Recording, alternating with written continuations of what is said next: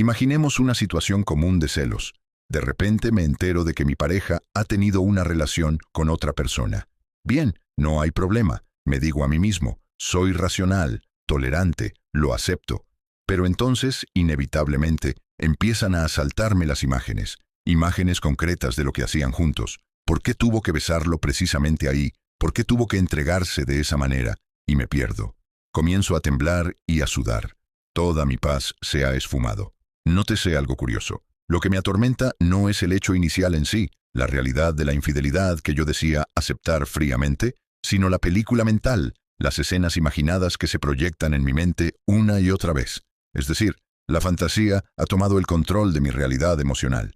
Esto nos muestra el poder que tiene la fantasía en nuestras vidas cotidianas. No es un simple sueño o una mentira que podamos ignorar fácilmente. Por el contrario, la fantasía es a menudo lo que sostiene nuestra percepción de la realidad. Mientras puedo fantasear que no fue para tanto o que yo también soy suficiente, puedo seguir adelante. Pero cuando esa estructura fantástica se resquebraja, cuando las imágenes invaden sin control, mi mundo interno tambalea.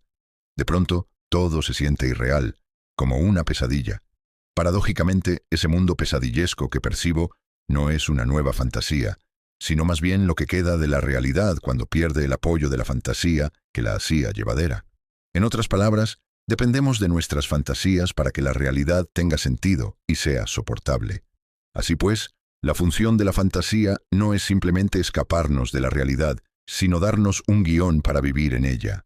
La fantasía literalmente nos enseña cómo desear, nos sugiere qué vale la pena anhelar, qué es atractivo o aterrador, qué buscamos y qué evitamos. Desde niños aprendemos a desear a través de cuentos, imágenes y relatos que nos marcan. Cada quien tiene sus pequeñas fantasías personales, sí, pero también compartimos grandes fantasías colectivas.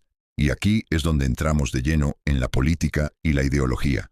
Pensemos en cómo las ideologías, esas visiones del mundo que nos dicen cómo es y cómo debe ser la sociedad, se apoyan en fantasías para funcionar. Un líder político no solo ofrece un programa de gobierno, ofrece una historia en la que su pueblo puede creerse el héroe o la víctima que será vengada.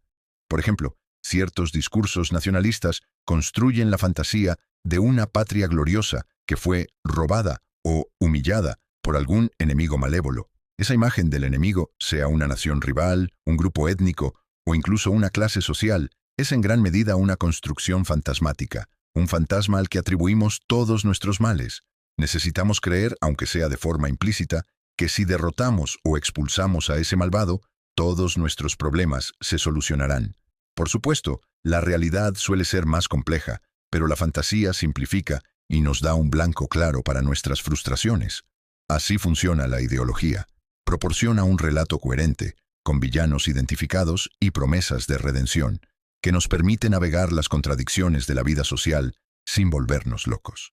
Consideremos un ejemplo histórico tristemente célebre. En la Alemania de los años 1930, la ideología nazi cultivó la fantasía antisemita del judío que sabotea a la nación desde las sombras. Los problemas económicos, las humillaciones tras la Gran Guerra, todo parecía tener un origen claro en esa figura imaginaria del conspirador judío. Dicha figura, obviamente, no correspondía a ninguna realidad concreta sobre los judíos reales. Era una proyección de los temores y resentimientos de la sociedad alemana.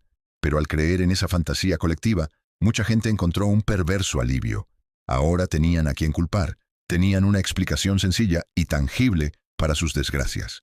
La fantasía dio sentido a su realidad caótica, aunque fuera a costa de crear un chivo expiatorio monstruoso. Este es un ejemplo extremo, sí, pero ilustra cómo el elemento fantástico es central en la ideología.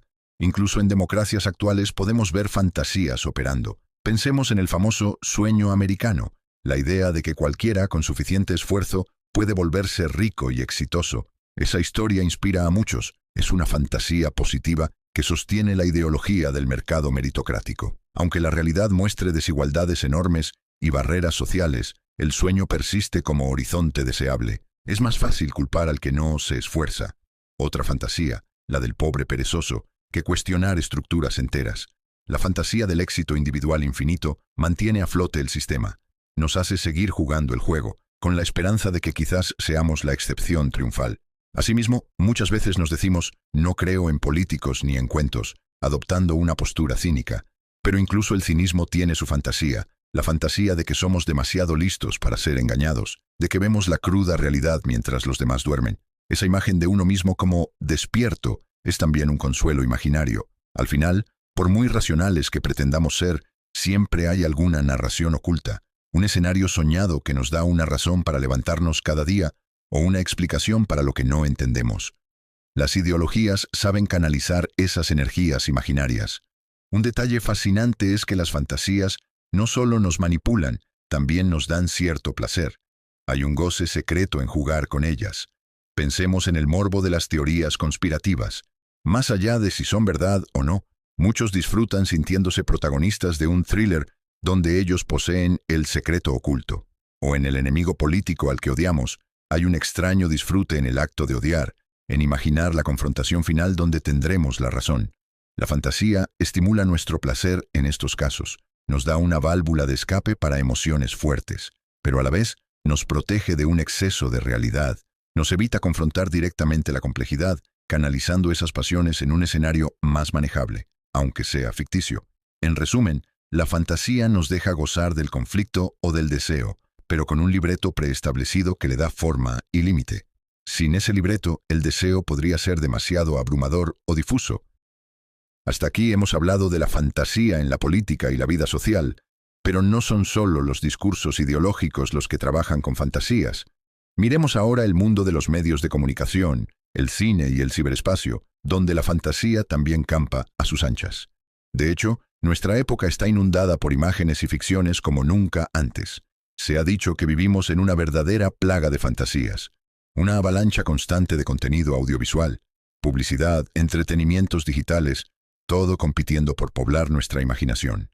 Piensa en cómo pasamos el día. Tal vez trabajamos con conceptos abstractos en una computadora, transacciones financieras invisibles, datos en la nube. Llevamos una vida cada vez más hecha de abstracciones. Y sin embargo, alrededor nuestro hay un bombardeo de imágenes concretas. Videos, memes, noticias, series, publicidad. Es como si cuantas más intangibles se vuelven nuestras relaciones, digitales, virtuales, más necesitamos aferrarnos a fantasías visuales que nos den sensación de realidad. Por eso vemos a millones de personas pegadas a pantallas, consumiendo historias ajenas, viviendo vicariamente emociones a través de personajes de ficción. El cine es quizá el ejemplo por excelencia de fábrica de fantasías. Vamos al cine o encendemos Netflix para soñar despiertos por un rato. Nos identificamos con héroes y heroínas, lloramos con sus desgracias, reímos con sus ocurrencias. Durante esas 2 horas de película podemos experimentar una aventura, un romance apasionado o un terror escalofriante sin salir de la butaca. Y lo crucial, sabemos, o al menos una parte de nuestro cerebro sabe, que nada de eso es realmente real, y esa certeza nos permite entregarnos al disfrute sin miedo a las consecuencias. Aquí de nuevo la fantasía juega su doble papel. Nos brinda placer, emocionarnos con la historia, y nos protege de sus excesos. Al fin y al cabo, es solo ficción. Podemos apagar la tele si es demasiado. Tomemos el género de terror. Nos encanta asustarnos con la pantalla, con monstruos o asesinos imaginarios, porque en el fondo estamos seguros en casa. El monstruo es una fantasía que nos permite experimentar el miedo puro, ese subidón de adrenalina, sin un peligro real. De forma parecida, las comedias románticas nos dejan saborear un amor idealizado, con todos esos gestos que en la vida real tal vez sean raros o imposibles, pero que en pantalla nos hacen suspirar. Consumimos esas fantasías para sentir, para gozar, pero también para evitar la frustración directa. Son un sustituto momentáneo de lo que querríamos vivir. En la era digital, esta lógica de la fantasía se ha multiplicado. El ciberespacio es un territorio de fantasía por excelencia. En las redes sociales, por ejemplo, cada quien construye una versión embellecida de sí mismo. Solo fotos felices, filtros que borran imperfecciones, una vida que parece siempre interesante. Es como si todos protagonizáramos nuestra película personal, donde somos populares y exitosos.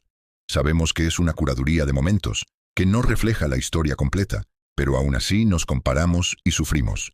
Confrontamos la fantasía del otro con la realidad nuestra y salimos perdiendo. Irónicamente, tratamos de igualar la fantasía con más fantasía. Publicamos algo aún más atractivo para compensar.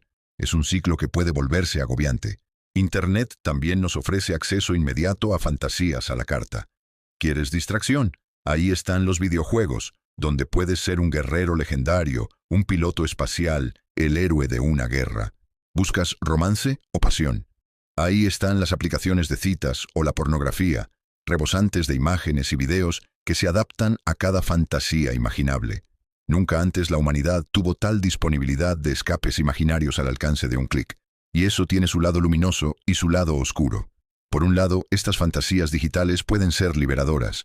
En línea uno puede explorar identidades, conocer ideas y personas que en su entorno nunca encontraría. Puedes sentirte parte de comunidades globales basadas en gustos compartidos, construir avatares que reflejen tu deseo más que tu realidad biológica.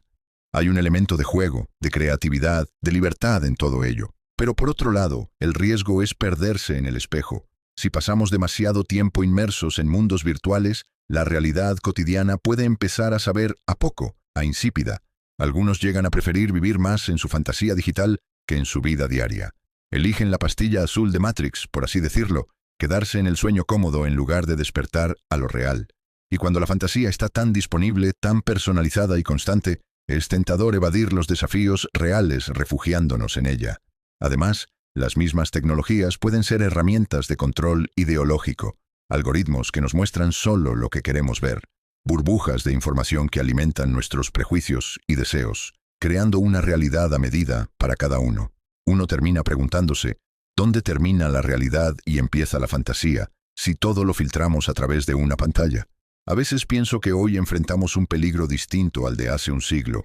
No es que seamos incapaces de distinguir fantasía y realidad, sino que la realidad misma se nos presenta como fantasía bien editada. Vemos guerras convertidas en espectáculo televisivo con música dramática. Vemos la política reducida a un show de personalidades más que a un debate de ideas. Vemos nuestra interacción con el mundo mediada por interfaces amigables que ocultan la complejidad. Compramos con un clic sin pensar en la cadena de producción real, por ejemplo. Tal vez el verdadero Matrix no sea un superordenador maligno, sino esta seductora comodidad moderna donde todo se nos da masticado en forma de imagen o de experiencia virtual segura. El resultado es que nos volvemos más pasivos, acostumbrados a que nuestras fantasías vengan prefabricadas y empaquetadas. Y hablando de fantasías prefabricadas, hay un tema que no podemos ignorar: la construcción fantasmática de la figura femenina en el cine contemporáneo. Este punto revela de forma muy clara cómo operan las fantasías en la cultura. Porque si hay un ámbito donde las fantasías han proyectado sus luces y sombras por décadas, es en la representación de la mujer en la pantalla grande. En muchísimas películas la mujer no aparece simplemente como un ser humano completo, con virtudes y defectos reales, sino más bien como un símbolo, un sueño o una pesadilla con forma humana. Históricamente quienes hacían las películas, directores, guionistas, productores, eran en su mayoría hombres, y ellos proyectaban en sus personajes femeninos sus propios deseos, miedos e ideales. Así nacieron arquetipos que todos conocemos. Por ejemplo, la femme fatale, esa mujer fatal, seductora y misteriosa que aparece en el cine negro y los thrillers. Ella es irresistible, inteligente y usualmente peligrosa, incluso mortal. ¿Qué nos dice este arquetipo? Básicamente es la fantasía masculina de la mujer como tentación destructiva. Es el deseo y el miedo entremezclados. El hombre se siente atraído por esa mujer libre y sexualmente poderosa, pero a la vez teme ser castrado, metafóricamente, por ella. Teme perder el control, ser devorado o engañado. En pantalla, este personaje suele acabar mal, muere o es desenmascarada y castigada. De ese modo, la fantasía masculina se cierra con alivio. La bruja ha sido destruida. El orden se restablece. Pero el hecho de que volvamos una y otra vez a ese tipo de historia muestra cuán fascinante y persistente es la fantasía del peligro erótico. Por otro lado, tenemos la fantasía opuesta, la mujer idealizada, pura, casi angelical, esa amada perfecta que redime al héroe con su bondad y comprensión. Piensa en tantas películas románticas o dramas donde el protagonista masculino está perdido, roto y conoce a ella, luminosa, paciente, bella por dentro y por fuera, que lo salva de sí mismo. Este es el sueño de la mujer como salvación. Otra vez, no estamos ante una persona de verdad, con días malos y contradicciones, sino ante un ideal fantástico. Ninguna mujer real podría sostener ese papel sin sentirse anulada, porque es un personaje concebido para satisfacer las necesidades del otro, del hombre protagonista. Su propósito en la historia es ser el objeto de deseo perfecto o la enfermera del alma del héroe, no vivir por sí misma. Lo más irónico es que incluso cuando el cine moderno quiere presentar mujeres fuertes e independientes, a veces cae en otra trampa de la fantasía. De pronto vemos heroínas de acción hipersexualizadas, modelos espectaculares que pelean cuerpo a cuerpo sin despeinarse. Se supone que es una imagen de empoderamiento, pero muchas veces sigue pensada para la mirada masculina. Es la fantasía del ángel de Charlie o la mujer maravilla, que es fuerte pero a la vez siempre sexy. Una especie de supermujer que también es irreal en sus propias exigencias. Nuevamente, la humana de carne y hueso queda relegada bajo el traje de la fantasía. Permítanme citar un ejemplo clásico del poder de la fantasía masculina sobre la imagen femenina. La película Vértigo de Alfred Hitchcock. En Vértigo, el protagonista, un detective obsesivo, se enamora de una mujer a la que investiga, Madeleine, idealizándola por completo. Tras cierto giro trágico de los acontecimientos, no haré spoilers completos por si alguien no la ha visto, el protagonista la pierde. Tiempo después conoce a otra mujer muy parecida, Judy, pero no exactamente igual. ¿Qué hace él? En lugar de ver a Judy como una persona con su propia identidad, intenta transformarla, literalmente cambiar su apariencia, peinado, ropa, actitud, para que sea idéntica a la mujer idealizada que perdió. Quiere resucitar su fantasía. Esto, por supuesto, termina en tragedia. Vértigo nos muestra de forma poderosa y dolorosa cómo una fantasía, la imagen ideal de la mujer amada, puede imponerse sobre la realidad de una persona, la mujer real que tiene enfrente. El protagonista no puede amar a Judy por quien es, solo ama el recuerdo ideal, Madeleine, que proyecta en ella. Aquí la fantasía llega al extremo de borrar a la persona real, con consecuencias funestas para ambos. Aunque este es un caso límite en la ficción, tiene su reflejo en comportamientos de la vida real. Quien más, quien menos, todos alguna vez hemos estado enamorados, no tanto de una persona real, sino de lo que imaginamos que es esa persona. Idealizamos al otro, lo llenamos de cualidades que deseamos, hasta que la realidad asoma y descubrimos a un ser humano normal, con imperfecciones. Y a veces esa brecha entre la fantasía y la realidad duele. En el caso de las relaciones heterosexuales tradicionales, con siglos de cultura machista a cuestas, ha sido más frecuente que la fantasía de cómo debe ser una mujer haya silenciado la voz de las propias mujeres. Pero poco a poco esas fantasías hegemónicas se van cuestionando. Aún así, perviven en muchos ámbitos. Basta ver cómo la publicidad todavía explota ciertos estereotipos, o cómo algunas películas taquilleras siguen reciclando las mismas dinámicas de princesa y héroe, de femme fatale y detective, etc. Llegados a este punto, podrían pensar, bueno, ¿y qué? Las fantasías son inevitables, son parte de la creatividad humana, del deseo. Y sí, en efecto, no estoy proponiendo que eliminemos la fantasía de nuestras vidas. Primero, porque sería imposible, como hemos dicho, sin fantasía ni siquiera reconoceríamos la realidad, nos sentiríamos perdidos. Y segundo, porque también la fantasía tiene un lado hermoso. Nos impulsa a crear, a imaginar mundos mejores, a experimentar placer y emoción. Pero sí creo que es fundamental darnos cuenta de cómo las fantasías nos afectan, para así poder ser un poco más libres frente a ellas. Mientras no sepamos que estamos bajo el influjo de cierta fantasía, seremos como marionetas siguiéndola sin cuestionarla. El verdadero problema no es que existan fantasías, sino no reconocer que lo son. Cuando confundimos totalmente la fantasía con la realidad, corremos el riesgo de estrellarnos contra muros muy duros. Un fanático puede arruinar su vida, o la de otros, persiguiendo un sueño imposible creyendo que es real. Un enamorado de una imagen puede desperdiciar una relación genuina que tenía enfrente. Un ciudadano puede votar a un demagogo seducido por una promesa utópica que jamás se cumplirá. Sin embargo, la solución no es el cinismo absoluto ni la sequía de la imaginación. Como en tantas cosas, se trata de lograr un equilibrio sutil. Quizá la clave esté en usar nosotros la fantasía, en lugar de dejar que ella nos use a nosotros. Es decir, ser conscientes. Esto que creo, este sueño que persigo, este miedo que siento, ¿qué fantasía hay detrás? ¿Qué imagen del mundo estoy comprando? Al hacer esas preguntas, empezamos a despegar un poco la película del proyector, a ver los trucos de iluminación. Y tal vez así podamos disfrutar de nuestras fantasías, porque también es bueno gozar de ellas, en el arte, en la intimidad, en los sueños, pero sin perdernos por completo. Podemos aprender de lo que nuestras fantasías nos dicen. Se suele decir que en las fantasías están nuestras verdades más profundas, aunque disfrazadas. Entonces, en vez de simplemente exorcizar la fantasía, podríamos psicoanalizarla un poco, entender qué deseo o qué temor está traduciendo.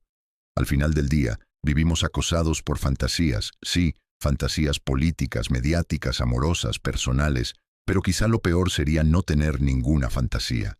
Sin ese velo imaginario que da sentido y color a las cosas, nos enfrentaríamos a una realidad en bruto que tal vez no sabríamos cómo digerir. La idea, entonces, no es abolir nuestras fantasías, sino aprender a bailar con ellas con un poco más de conciencia. En pocas palabras, atrévanse a fantasear, pero también atrévanse a cuestionar sus fantasías. Al fin y al cabo, y esto puede sonar paradójico, la única manera de acercarnos a una verdad profunda es atravesar nuestras fantasías, no ignorarlas. Piénsenlo bien.